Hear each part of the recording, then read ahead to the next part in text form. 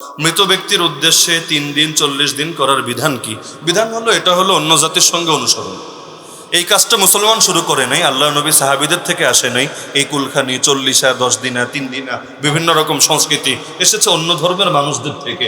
তো নিয়ম হলো, অন্য ধর্মের মানুষদের থেকে আসলে ওই কাজ করতে হয় না। কেন? মান তাশাব্বাহা বিকওমিন ফাহুয়া মিনহুম। যে যার সাদৃশ্য ধরে তার হাসরও হয় তাদের সাথে।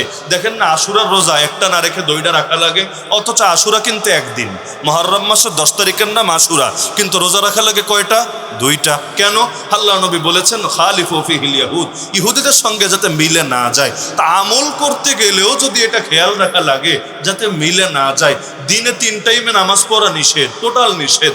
যখন সূর্য ওঠে, যখন ডোবে, যখন ঠিক মাথার উপরে থাকে, এই 3 টাইমে নামাজ পড়লে সওয়াব তো হবে না, উল্টা গুনাহ হবে। কেন? এই 3 টাইমে সূর্যের পূজারীরা সূর্যের পূজা করে। তা আপনি নামাজ পড়লে সেজদা তো আল্লাহকে দিবেন, কিন্তু একটু দেখতে মিল লাগে। ওরাও সূর্যরে সেজদা দিচ্ছে আর একই টাইমে আপনিও দিচ্ছেন, যদিও নিয়ত আলাদা, কিন্তু এই বাহ্যিক মিলটাও যাতে না থাকে এজন্য নিষেধই করে দেওয়া হয়েছে। 3 টাইমে নামাজ পড়া যাবে না। তো মানুষকে খাওয়ানো ভালো, সারা বছর খাওয়ান, কোনো সমস্যা নাই, কিন্তু এই দিন ধরে ধরে 3 দিনা 40 দিনা কেউ মরলে, আর একদিকে পেরেশানি শেষ নাই, আর আরেকদিকে পাড়া প্রতিবেশীর খাওয়ানোর টেনশনের শেষ নাই। বেচারা তো শোকে আছে, তারে আরো খাওয়ানোর কথা। এখন আল্লাহ নবীও তো এটা করেছিলেন। জাফর রাদিয়াল্লাহু আনহু শহীদ হওয়ার পর অন্যদেরকে বলেছিলেন, আর ঘরে খাবার দাও, কারণ এখন তারা পেরেশানিতে আছে। তো যার পরিবারের লোক ইন্তেকাল করেছে ওরে খাওয়ান, এলাকা সবাই মিলে খাওয়ান, এতে সওয়াব হবে। কিন্তু এই টাইমে যদি তারা খাওয়ার জন্য প্রেশার দেন, তাহলে এটা বড় মুশকিল। তো এখন এটা করে সামাজিকতার খাতিরে, না করলে অনেক জায়গায় মুখ দেখানো যায় না। এলাকা থেকে পরবর্তীতে এক ঘরে করে রাখে, বহুত রকম পেরেশানি থাকে। তো এগুলো থেকে সাবধান। আমাদের হিন্দুদের অনুসরণ করা লাগবে না, বিধর্মীদের অনুসরণ করা লাগবে না। ইসলামে যা আছে আমরা তা করব। সামর্থ্য থাকলে সারা জীবন খাওয়ান, কোনো সমস্যা নাই। 3 দিন 40 দিন ধরে ধরে এই রসম পালন করতে হবে। কিসের জন্য? রসমগুলোরে তালাক দেন। যেগুলো ওরা করে আমরা ওগুলো করব না, ওই তরিকায় করব না। যেমন সূর্য পূজারীরা যখন সূর্যের পূজা করে ওই সময় নামাজও আমরা পড়ব না, যাতে করে মিলে না যায়। তো 3 দিনা 40 দিনা তো অন্য ধর্ম থেকে এসেছে, দরকার নেই আমাদের এই কাজগুলো করার। খাওয়াতে মনে চাইলে বাকি জীবন পড়ে আছে, এমনি আপনি মানুষকে খাওয়ানোর নিয়তে খাওয়ান, এতে সওয়াব হবে। কিন্তু এটারে মরা মানুষের সঙ্গে ওই একটা রসম রেওয়াজ বানাতে যাবেন না। মনে থাকবে তো ইনশাআল্লাহ?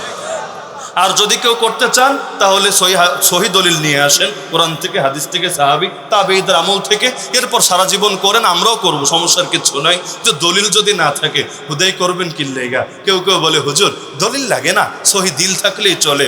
তোর দিলটা খুইলা জাদুঘরে সাজায় রাখা দরকার রে পাগলা। যে আমল নবী সাহাবী তাবেঈরা করে নাই, ওই আমল তোর দিলে গিয়া ঢুকলো কেমনে? এই দিলটারে তো নতুন কইরা জাদুঘরে সাজায় রাখা দরকার, কারণ এটা চায়নাও বানাতে পারবে না, জাপানও বানাতে পারবে না। এর চাইতে এটা আরো বেশি কিছু হয়ে গেছে।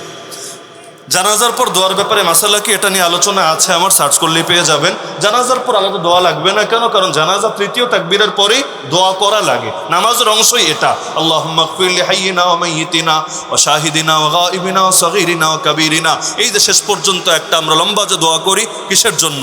এই মরা মানুষটার জন্যই তো। তো দোয়া তো নামাজেরই অংশ, যদি না করে তো নামাজও তো পুরোপুরি হচ্ছে না আমার। তো একটু আগে দোয়া করলাম, এখন আবার কিসের দোয়া? বলবো হুজুর এটা আরবিতে মারছিলেন, এখন বাংলায় মাইরা দেন। কেন রে ভাই? বাংলার দাম কি আরবির চাইতে বেশি হয়ে গেল? ওটা আল্লাহর নবীর শেখানো দোয়া, আর বাংলায় আমি করব আমার নিজের বানানো দোয়া। তো নবীর দোয়ায় বরকত বেশি না আমার দোয়ায় বরকত বেশি? তো নবীর দোয়া দিয়ে তোর পেট ভরে না, এখন আমার দোয়া লাগবে? এর চাইতে হাস্যকর কি হতে পারে? নিয়ম হলো, একজন মানুষ মারা গেলে যত তাড়াতাড়ি কবরে রাখবেন তত তার সুখ হবে, তার শান্তি হবে।